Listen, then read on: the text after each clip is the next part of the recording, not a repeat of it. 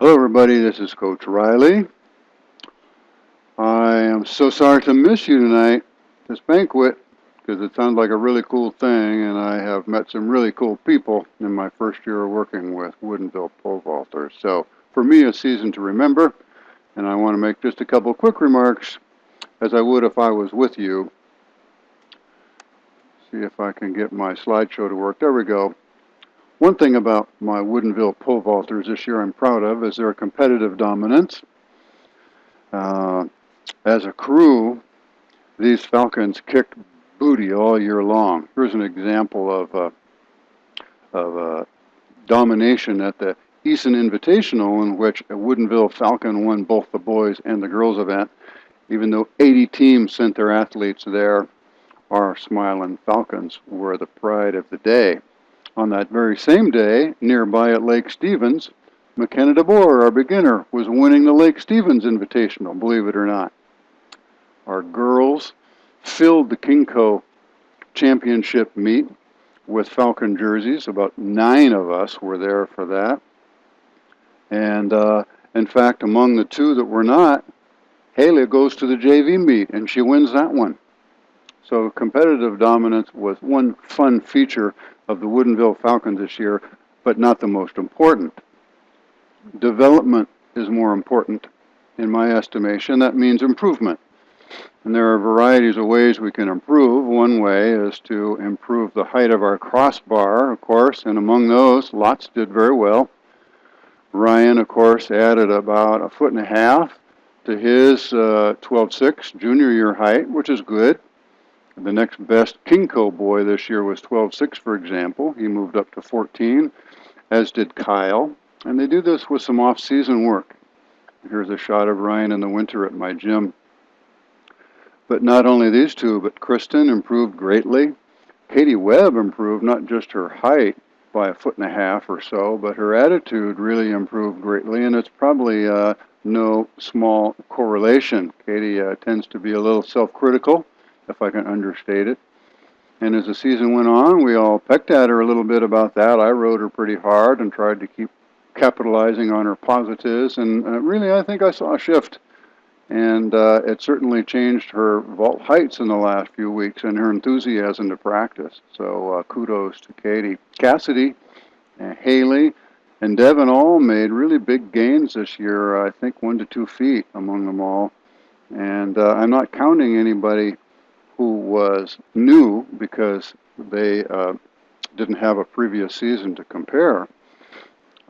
Another thing that I value a lot is spirit. I like to say if we don't win the team trophy each year, we should at least win the championship of spirit. And that means, grit, resilience, humor, and gratitude, stuff you can't necessarily teach a person. But if you look at that picture of Ellie, she just biffed on one, which can happen with pole vaulters. A normal person might thank me very much and walk away and never do this again. But a pole vaulter has the stuff you can't coach. They're willing to work through this stuff and to make the best of it and make the challenge fun. And without this attitude, and Ellie wasn't the only one, although she was great at it. In fact, I would say all my seniors, Natalie, Angelica, Devin, Cassidy, too, is a senior, I think. All of them brought such a joy and a gratitude to practice that there was no goofing around. Everybody was really excited to be there, and they worked hard, and they pushed each other upwardly. And this kind of a attitude for me really it just needs cultivation. And thanks to people like Ellie and some of the seniors, I can trust that it will prevail next year and keep us moving again. A quote I like is a Kipling: "The strength of the wolf is the pack, and the strength of the pack is the wolf." He didn't speak of falcons, but he might have. Clearly, our thick crew of talented pole vaulters advantaged from leaders McKenna and Ryan. Not only were they high pole vaulters, but they're hard workers and they were focused workers.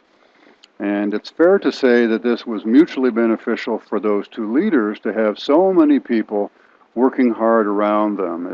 We had a complete climate of well-organized, focused devotion at practice, and we go to meets with crappy weather, and it didn't seem to soil anybody's enthusiasm. It was just I think it's really true of us this year that this Kipling quote explains why our crew was so good and why who's coming back will be so good next year. Boy, we have some good young ones.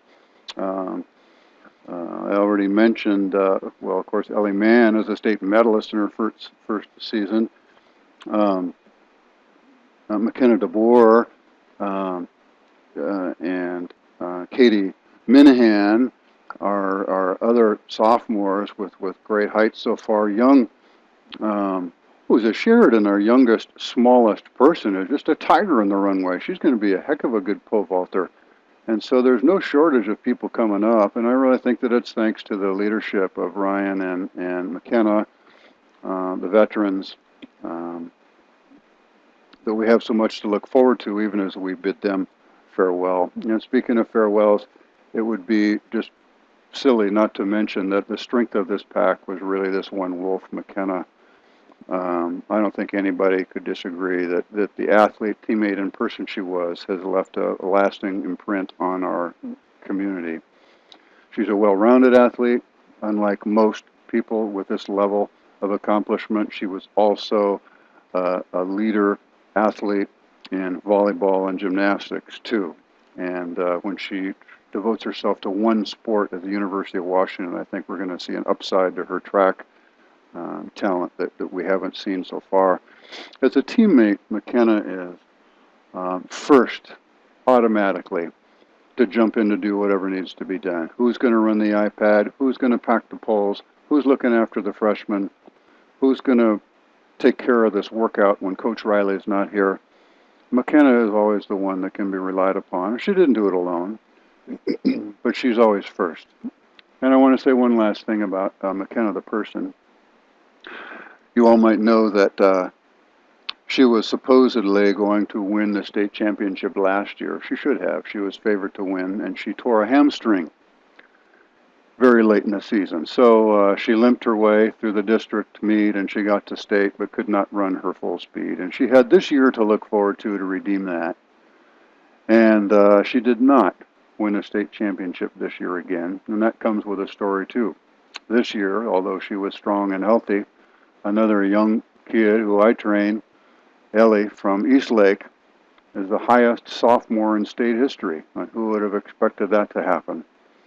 And an incident at state, McKenna and I had just talked about what asset she has that could make her champion that day, and it was her experience and her toughness. And Ellie, surprisingly, was frail and young and took a spill at the start of the meet, and it really shook her up. And she was crying, and we, could see like, wow, that could be the end of her. This could be McKenna's day. But McKenna goes to her, hugs her, encourages her, and really, as McKenna would, got her back on the track, partly. And Ellie did make a recovery, and Ellie did win the day. So I just want to say that at the end of that track meet, the second place medal was on the first place person. And I don't just say that to be cute. I just think that McKenna is a really rare person whose impact on Woodinville sports and on this track team and this pole vault community is going to outlast her being there. And that's about all we can ask of each other, is to leave something like that that will keep growing beyond us. And so, McKenna, thank you. Good luck to you. And thank all of you seniors, and even Kyle, who's going on someplace else next year to another Woodinville school. I miss you all. Hopefully I won't need to miss you, because I'll still see you and keep in touch. And thank you, too, to the parents, all of you, who have shared these cool people with me. I appreciate the privilege. Talk to you all soon.